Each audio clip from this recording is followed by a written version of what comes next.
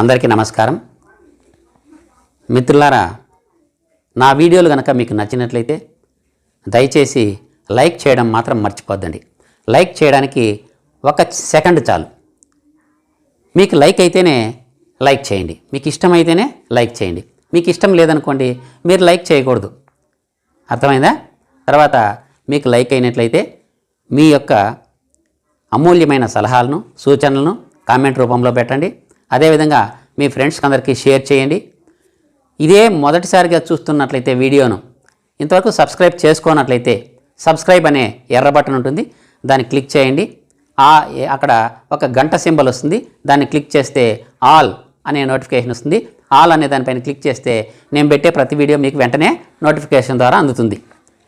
మరి ఈరోజు మనము మారినటువంటి సిలబస్లో 6వ తరగతి తెలుగు పాఠ్యాంశాల్లో 2వ పాఠం తృప్తి అనే పాఠ్యాంశాన్ని చెప్పుకున్నాం. దాని తర్వాత అంటే తృప్తి అనే పాఠ్యాంశం వెనుక వైపు ఉన్నటువంటి అభ్యాస కృత్యాలు, సాధనా కృత్యాల గురించి తెలుసుకుంటున్నాం. అందులో భాగంగా ఈరోజు మనము సంయుక్తాక్షరాలు అంటే ఏమి, సంయుక్తాక్షరాలను ఎలా గుర్తించాలి, ఆ సంయుక్తాక్షరాన్ని విడగొట్టి అంటే ఒక సంయుక్తాక్షరంలో ఏ ఏ హల్లులు ఉన్నాయి, ఏ ఏ అచ్చులు ఉన్నాయి అని విడగొట్టే విధంగా మనం ఇప్పుడు నేర్చుకుంటున్నాం. చూడండి మిత్రులారా, 6వ తరగతి తెలుగు తృప్తి అనే పాఠ్యాంశం పేజీ నెంబర్ 16. క్రింది పదాలలో సంయుక్తాక్షరాలకు సున్న చుట్టండి ఉంది.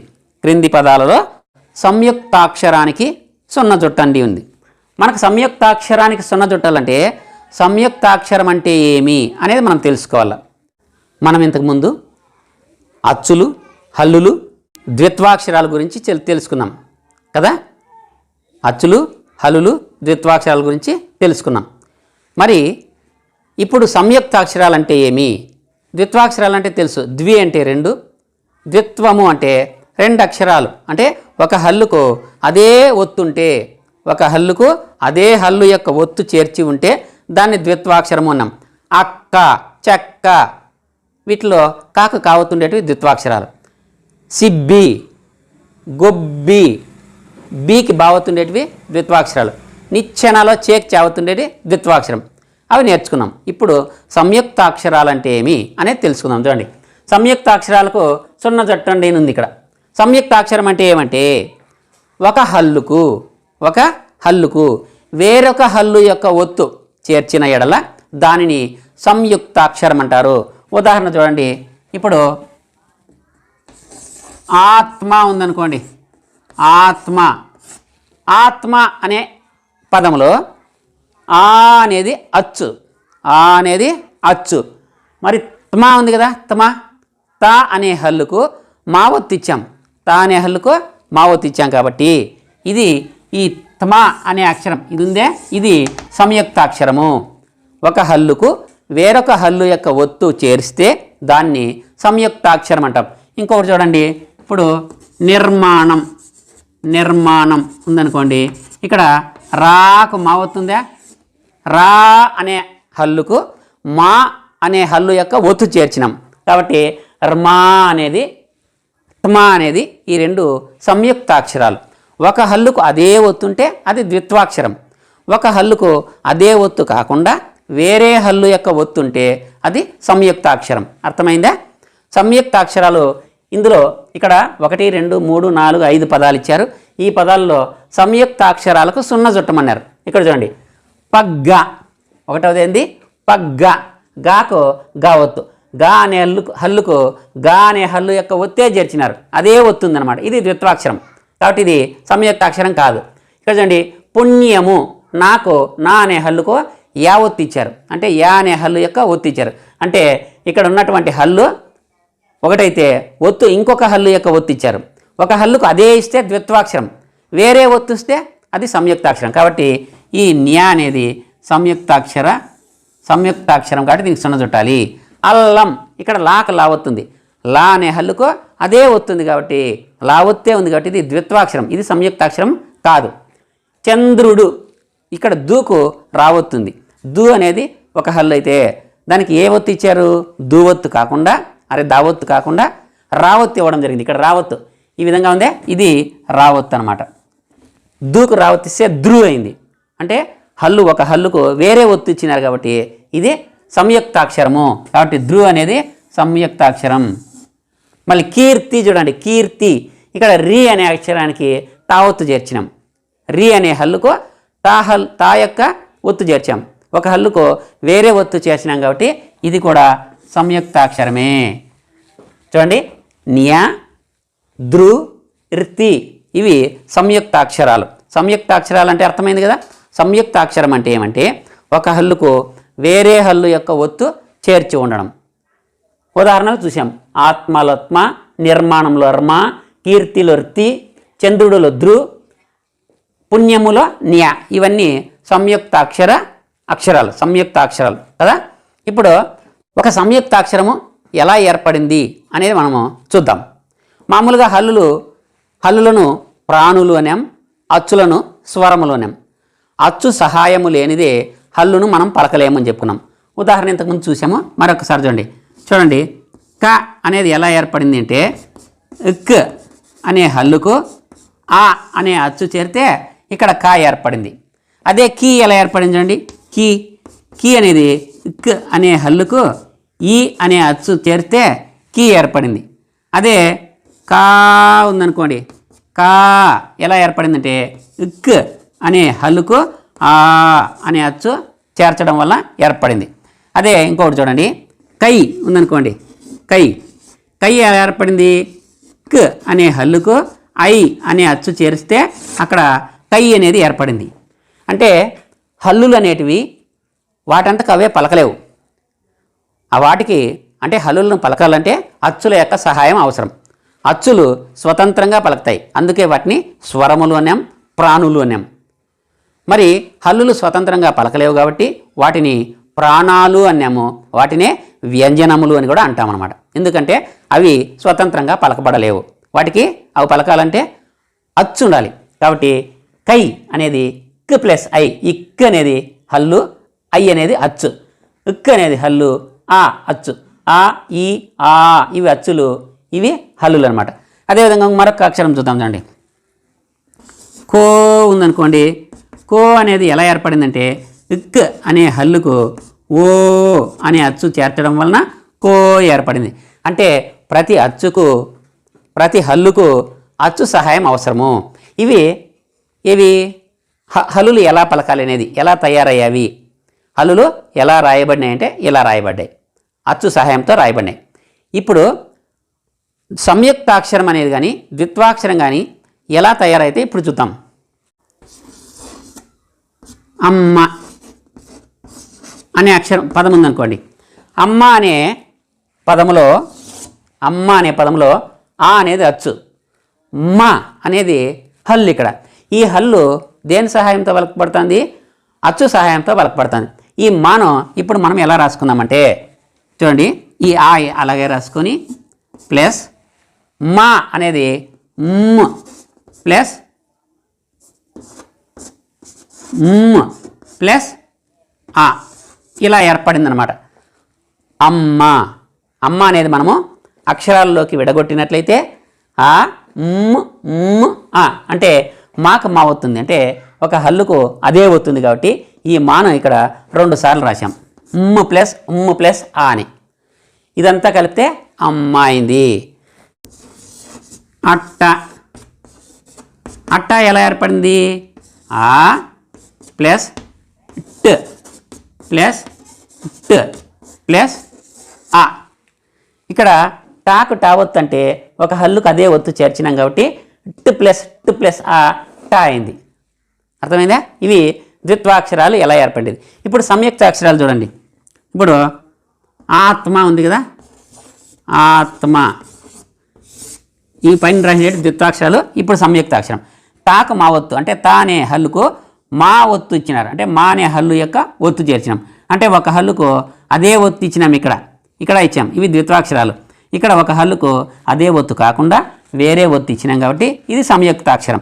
దీన్ని ఎలా విడదీద్దామంటే ఆ అనేది అలానే వస్తుంది, ప్లస్ ఇక్కడ త ప్లస్ మ్ ప్లస్ ఆ.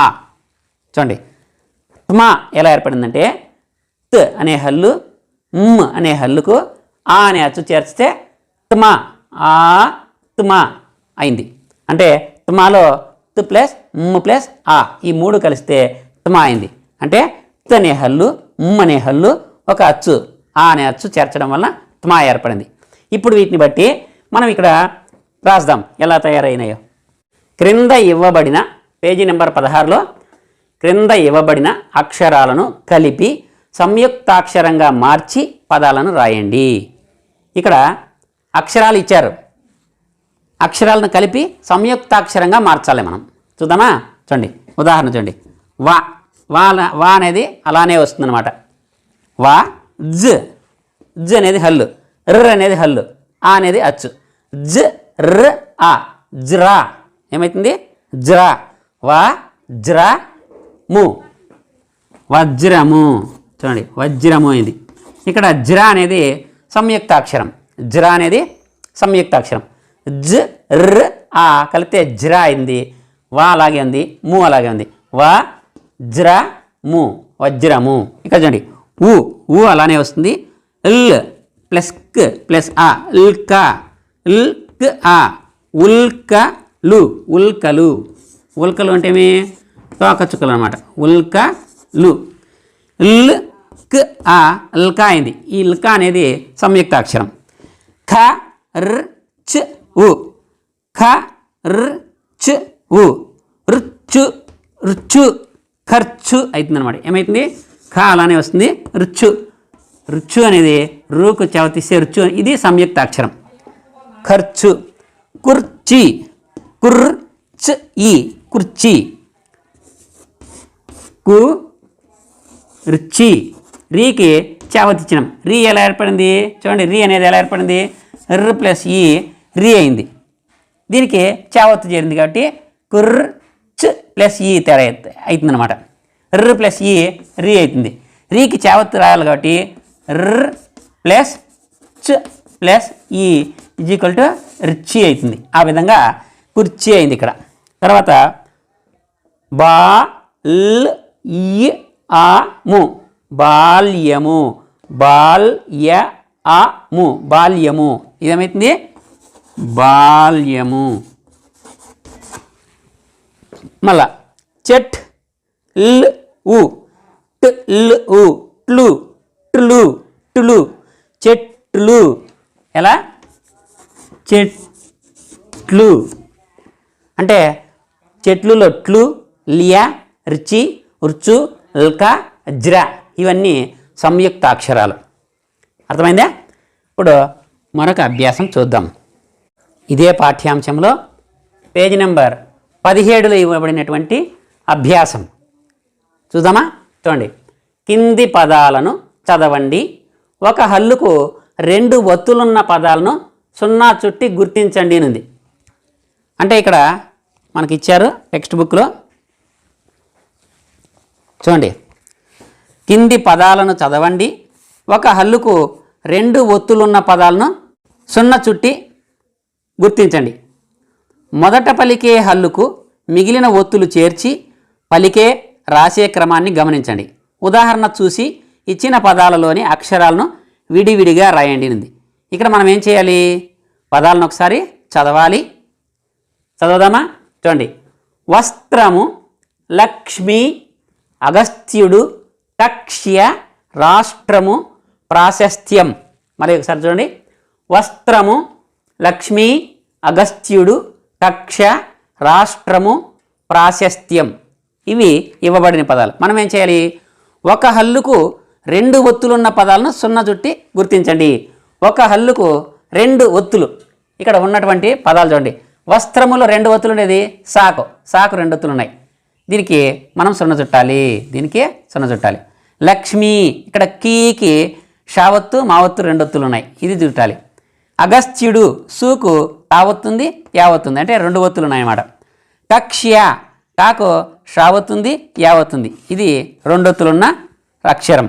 రాష్ట్రము షాకు టావత్తుంది, రావత్తుంది, ఇది 2 ఒత్తులు ఉండేది పదం. ప్రాశస్త్యం ఇక్కడ ప్రాకు రావత్తుంది, ఇది ఒక ఒత్తే అనమాట. మనం ఏం చెప్పుకున్నాం? 2 ఒత్తులు ఉండేది గుర్తించాలి. ప్రాశస్త్యం సాకు తావత్తుంది, యావత్తుంది, ఇది 2 ఒత్తులు ఉన్నటువంటిది అక్షరం అనమాట. ఇవన్నీ సంయుక్త అక్షరాలే. ఇంతకుముందు చెప్పుకున్నాం సంయుక్త అక్షరాలని. సంయుక్త అక్షరాలు ఒక హల్లుకు వేరే ఒత్తు ఉంటుంది ఒకటి. ఇక్కడ ఒక హల్లుకు వేరే ఒత్తు ఒకటి కాదు 2 ఒత్తులు చేరుతున్నాయి. ఎన్ని ఒత్తులు చేరుతున్నాయి? 2 చేరుతున్నాయి. ఇప్పుడు చూడండి ఇక్కడ 2 ఒత్తుల పదం, 2 ఒత్తుల పదం, ఇవన్నీ 2 ఒత్తుల పదాలే.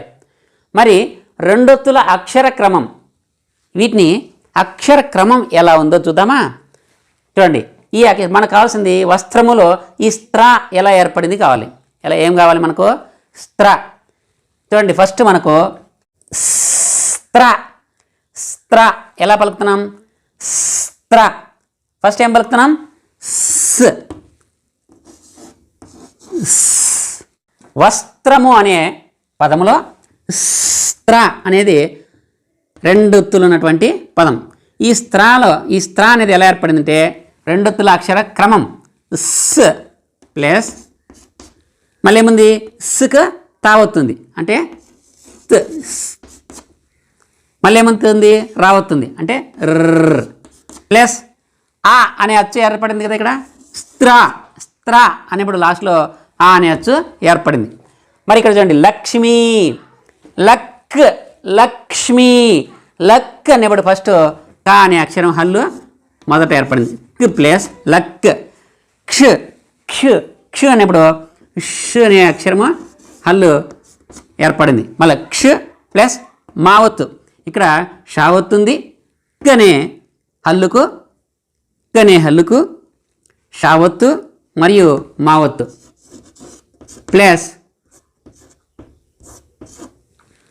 ఈ ప్లస్ ఈ లక్ష్మి. ఈ అనేది అచ్చు. అగస్త్యుడిలో ఇక్కడ చూడండి, స్త్యూ అనేప్పుడు స్ అనే హల్లు, తర్వాత స్త్ అనేప్పుడు తా అనే హల్లు, తర్వాత స్ట్యూ యు అనేప్పుడు యకారం అంటే ఐ అనే హల్లు ప్లస్ ట్యూ అనేప్పుడు ఇక్కడ ఊ అనే అచ్చు వస్తూ ఉందన్నమాట. స్ ప్లస్ ట్ ప్లస్ ఈ ప్లస్ ఊ స్ట్యూ అవుతుంది. ఈ స్ట్యూ అనేదాన్ని ఇలా రాసినాం. క్ష్మి అనేదాన్ని ఇక్కడ రాసినాం ఇలా. స్త్ర స్ ట్ ర్ ఆ స్త్ర. ఇవన్నీ కలిపితే స్త్ర అవుతుంది. ఇవన్నీ కలిపితే క్ష్మి అవుతుంది. ఇవన్నీ కలిపితే స్ట్యూ అయిపోయింది. క్షియా చూడండి, క్షియా క్ష క్ ష ప్లస్ ఈ ప్లస్ ఆ క్షియా. తర్వాత రాష్ట్రములో స్ట్ర ష ప్లస్ స్ట్ ప్లస్ ర్ స్ట్ర ప్లస్ ఆ స్ట్ర. స్థ్య ప్రాశస్త్యంలో స్థ్ ప్లస్ త్ ప్లస్ ఈ ప్లస్ ఆ ప్రాశస్త్యం అన్నప్పుడు స్థ్య అయింది. ఇది స్థ్య. స్ట్ర క్షయ క్ష ఇదే స్ త్ ఈ ఉ స్ట్యూ. ఇది క్ష్మి. ఇది స్ త్ ర్ ఆ స్త్ర. చూసారా అవి. ఇప్పుడు చూడండి, మొదట పలికే అక్షరం ఏది? ఒత్తులే అవి. దీనిలో మొదట ఏ అక్షరం పలుకుతున్నాం చూడండి. స్త్రాలో మొదట పలుకుతున్నది స. మరి ఒత్తులు ఏంటి ఉన్నాయి? త్ అనేదానికి తావొత్తుంది, ర్ అనేదానికి రావొత్తుంది అనమాట. అవి పలుకుతున్నాం. ఇప్పుడు రెండవది చూద్దామా? క్ష్మిలో మొదట పలుకుతున్నది కీ అనే అక్షరం. దానికి ఏం ఒత్తులు చేరుతున్నాము? షావత్తు చేరుతున్నాం. తర్వాత మావత్తు చేరుతున్నామా? తర్వాత మూడవది చూడండి, అగస్త్యుడిలో స్ట్యూ ఫస్ట్ సు అనే అక్షరం పలుకుతున్నాం. దానికి ఏం ఒత్తులు ఇస్తున్నాం? తావత్తు ఇస్తున్నాం. స్త్ మళ్ళా యావత్తు ఇస్తున్నాం. స్థ్య అయిందా? స్థ్యాకు ఊ ఇస్తే స్ట్యూ అవుతుంది. క్షియాలో మొదట పలుకుతున్నది ఏంది? క. మొదట పలికే అక్షరం చూడండి, మొదట పలికే అక్షరం ఏది? రాసే అక్షరం మిగిలిన ఒత్తులు. మొదట పలికేది క. కాకు ఏమేమి ఇస్తున్నాం ఒత్తులు? షావత్తు. కాకు షావత్తు ఇస్తే క్ష అయింది. క్షాకు యావత్తు ఇస్తే క్ష అయింది. ఇక్కడ చూడండి, స్ట్రాకు ఫస్ట్ పలుకుతాండే అక్షరము షాకు తావత్తు ఇచ్చాము. రావత్తు ఇచ్చాము. స్ట్రా. ఇక్కడ చూడండి, స్ ప్లస్ త్ ప్లస్ ఈ ప్లస్ ఆ స్థ్య అయింది. స్థ్య ప్రాశస్త్యం. స అనే అక్షరము మొదట పలుకుతున్నాం, దానికి తావొత్తు, దానికి యావత్తు. అంటే సాకు తావత్తిస్తే స్థా, స్థాకు యావత్తిస్తే స్థియా. అయిందా?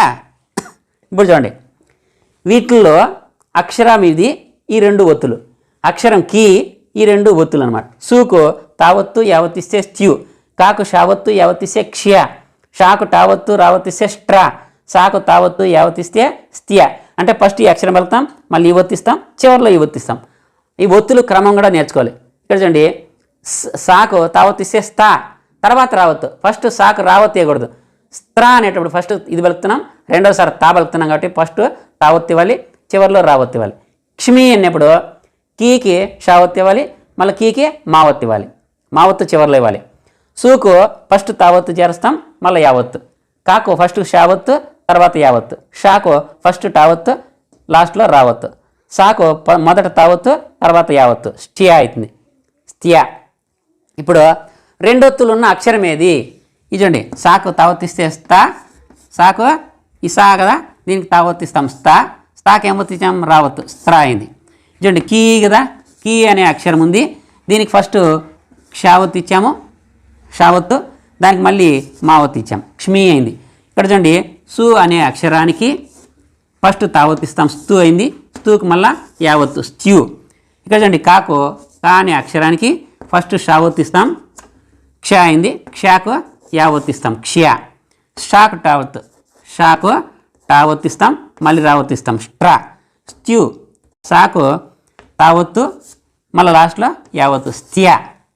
ఈ విధంగా రెండొత్తులున్న అక్షరాలు, మొదట పలికే అక్షరము సా, కీ, సు, క, ష, స, తర్వాత ఒత్తులు, ఈ రెండు ఒత్తులు అనమాట. ఇవి రెండొత్తులు ఉన్నటువంటి హల్లులు. అర్థమైందా? ద్విత్వాక్షరాలు అంటే ఏం చెప్పుకున్నాం? ఒక హల్లుకు అదే ఒత్తు చేరితే ద్విత్వాక్షరం, ఒక హల్లుకు వేరే ఒత్తు చేరితే అది సంయుక్తాక్షరం. ఒక హల్లుకు రెండు ఒత్తులు చేరినాయి అనుకోండి, దాన్ని సంశ్లేష అక్షరం అని కూడా అంటాము. అర్థమైందా? పేజీ నెంబర్లో 17లోనే పాఠంలోని కింది పదాలను చదవండి, కింది పట్టికను పూర్తి చేయనుంది. చేపలు, కూర, వంకాయ, పెసరపప్పు, అన్నము, మెంతికారం, పొట్లకాయ, గరిటె, పులిహోర, చారు, బుట్ట, అరటికాయ, వడియాలు, మసాలా, పసుపు, వాక్కాయ, గంట, విస్తరి, పాయసం, ధనియాలు, మామిడికాయ, పొయ్యి, మిరపకాయ, పచ్చడి, పచ్చకర్పూరం, జారి, జీడిపప్పు, నిమ్మకాయ అనింది. ఇందులో మనం ఇప్పుడు చదువుకున్నవి వంటకాలు కొన్ని ఉన్నాయి, కూరగాయలు కొన్ని ఉన్నాయి, కిరాణా సరుకులు కొన్ని ఉన్నాయి, వస్తువులు ఉన్నాయి. వాటిని అన్నింటినీ పట్టికలో వేరు చేయాలి. ఇది విద్యార్థులు చేయవలసినటువంటి కృత్యం. ఇది మీరు చేయండి. ఇది నెక్స్ట్ ప్రాజెక్ట్ వర్క్ ఉంది. ప్రాజెక్ట్ వర్క్ ఏమంటే, ఇతరుల కోసం త్యాగం చేసిన మహాపురుషుల కథలు 3 గ్రంథాలయం నుంచి సేకరించి ప్రదర్శించండి. చిబ్బి చక్రవర్తి, రంతిదేవుడు, ఇలా దానగుణం కలిగినటువంటి వారి యొక్క చిత్రాలను సేకరించాలి, కథలను సేకరించి మీరు ప్రదర్శనలో పెట్టాలి. అది ప్రాజెక్టు పని. ఇంకా చివరిలో నేనివి చేయగలనా అనేది ఒక కృత్యం ఉంది చూడండి. ఈ కృత్యం ఏమంటే సెల్ఫ్ ఎవాల్యుయేషన్ అంటారు, అంటే స్వీయ మూల్యాంకనం. చూడండి, తృప్తి కథను సొంత మాటల్లో చెప్పగలను, రాయగలను. మీ వలన అయితే అవును, వచ్చు, మీ వలన కాకంటే కాదు అనేది టిక్కు కొట్టాలి. ఇక్కడ గుణింతాక్షర పదాలు, వాక్యాలు చదవగలను, రాయగలను. గుణింతాక్షర పదాలు చదవచ్చాను, రాస్తాను. చదివేటికంటే అవును, చదవలేకపోతే కాదు. ద్విత్వాక్షర పదాలు చదవగలను, రాయగలను. ద్విత్వాక్షర పదాలు మీరు చదవగలరు, రాయగలిగితే అవును టిక్కు కొట్టాలి, చదవలేకపోతే కాదు కొట్టాలి టిక్కు. సంయుక్త అక్షర పదాలు చదవగలను, రాయగలను. సంయుక్త అక్షర పదాలు ఉన్నాయి కదా, ఇప్పుడు చెప్పుకున్నామే, ఒక హల్లుకు వేరే ఒత్తిచ్చేది, వాటిని చదవగలను, రాయగలను. మీకు వచ్చినట్లయితే అవును, రాకపోతే కాదు. కాదు అనే మంది ఉన్నారనుకోండి, తిరిగి మళ్ళీ వాటినే ఉపాధ్యాయుడు మీకు మళ్ళీ బోధించి నేర్పిస్తాము అనేది లెక్క.